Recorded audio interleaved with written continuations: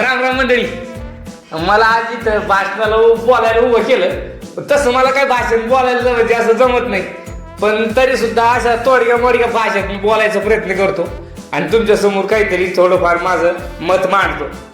तर जमलेल्या माझ्या तमाम बंधू आणि भगिन्यांनो, तर आज सांगायचं म्हणजे की आजच्या कार्यक्रमाचे अध्यक्ष आपले गावातले राकेश भाऊ बेवडे आणि उपाध्यक्ष तुषार भाऊ बेवडे, म्हणजे कंटिन्यू बेवडेपणा म्हणजे लागलेले असतात.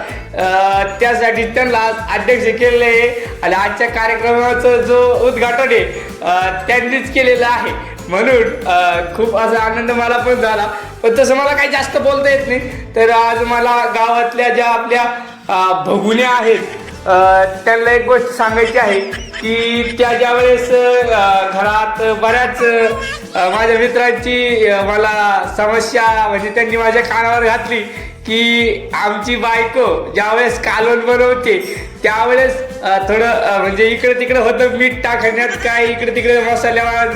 तर त्यांना एक सांगायचं की तुमचा नवरा दिवसभर दारू पिऊन थकलेला असतो, त्याला तुम्ही मदत केली पाहिजे, म्हणजे कालवण चांगलं चारायला पाहिजे, घालायला पाहिजे जेवायला. तर तो खूप कष्ट घेऊन राहिला. तर गावातल्या सगळ्या बेवड्यांचे मत होतं की त्यांना व्यवस्थित घरी जेवण मिळत नाही, म्हणून मी गावात एक हॉटेल टाकत आहे. त्या हॉटेलचं नाव आहे कट्टर बेवडे खानवळ, असं त्याचं नाव राहणार. तुम्ही सगळ्यांनी मला आशीर्वाद द्यावा. एवढं बोलून मी माझे 2 शब्द संपवतो. जय जय देशी, जय बेवडे महाराज. राम राम. हा.